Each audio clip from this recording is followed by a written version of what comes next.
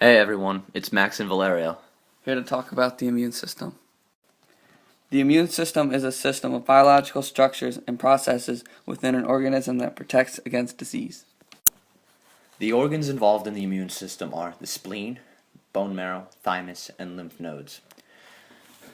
The spleen performs several functions. It filters the blood, destroying old or damaged blood vessels. It also contains many specialized cells, example T cells, of the immune system that look for foreign particles as blood circulates. T cells also receive information from migratory dendritic cells and macrophages, which ingest foreign microorganisms and present their pieces to T cells. If a T cell recognizes a presented particle as a foreign, it instructs a B cell, which also recognizes the particle, to create antibodies against it. The bone marrow. While bone marrow isn't considered an organ, it is vital to the immune system and shouldn't go unmentioned.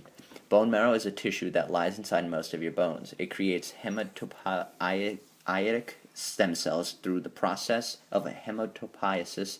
These stem cells that differentiate into all sorts of blood and lymphatic cells, such as red blood cells, white blood cells, platelets, immature thymocytes, B cells, etc., in response to hormones released by cells which make up the bone marrow. Some cells of the immune system mature in the bone marrow, and some travel to other areas of the body to complete their maturation.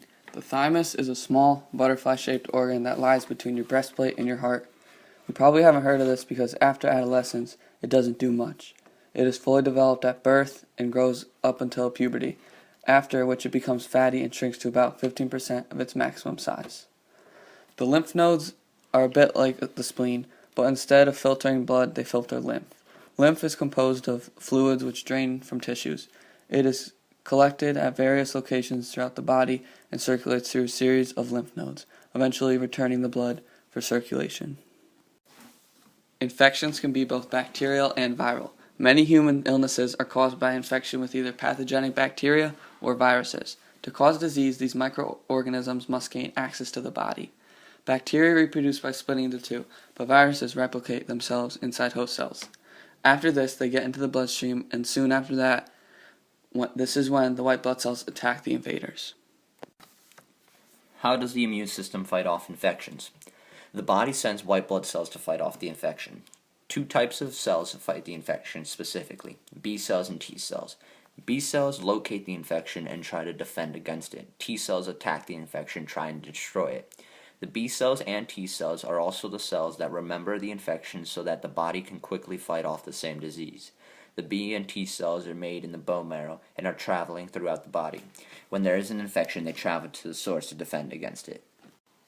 Getting under 5 hours of sleep a night has been shown to greatly depress immune function to your body. Studies show that people who lack humor in their lives tend to have less protective immune responses. Toxins such as air pollution, pesticides, and even secondhand cigarette smoke can affect your body's natural defense system.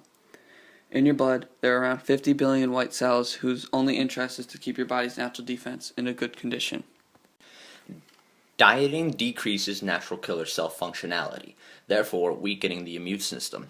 Regular messages have been shown to increase the number and aggressiveness of NK cells and protective antibodies, thereby giving the immune systems a boost. While the body needs some sunlight to produce vitamin D, too much sunshine can suppress the immune system. Even after just 1 month of quitting smoking, smokers can strengthen the immune system, experiencing an increase in immune cell activity and a decrease in the stress hormone cortisol. The number one way to boost the immune system is to reduce stress.